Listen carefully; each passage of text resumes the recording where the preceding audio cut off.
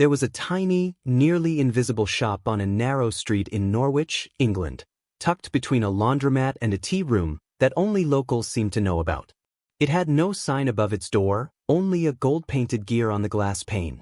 Inside, the scent of oil, leather, and dust hung in the air like old music. It was a watch repair shop run by a man named Edward Bellamy, who was known in town simply as the Watchmaker. No one quite knew how old he was, his beard white, hands wrinkled like worn leather, but his eyes sparkled like he held time itself behind them. Edward didn't speak much. He let the ticking do the talking. One day, a boy named Caleb wandered into the shop, seeking a part-time job.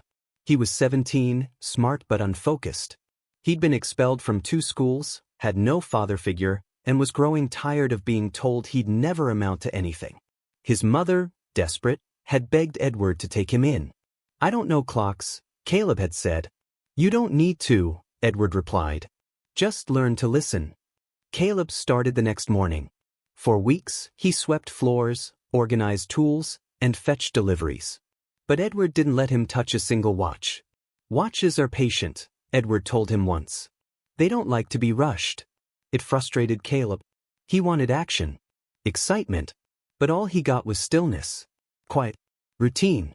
Until one day, Edward handed him a broken pocket watch. "This was my father's," he said. "Try to fix it." Caleb took it carefully.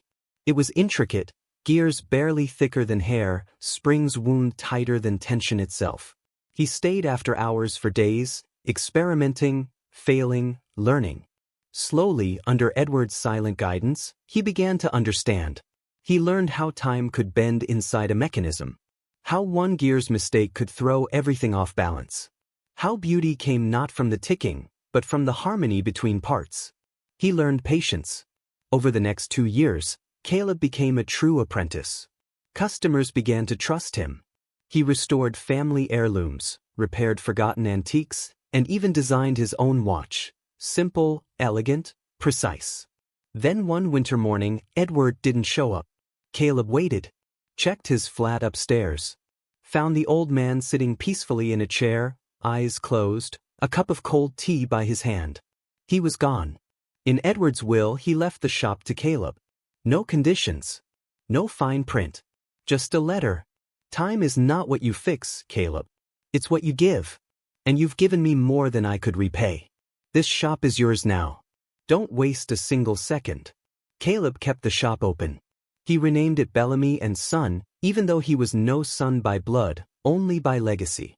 People came from all over the region, drawn not by signs or ads, but by reputation. Not just for the repairs, but for the feeling that something sacred was being preserved there. Years later, Caleb trained his own apprentice. A quiet girl who didn't speak much, but watched everything.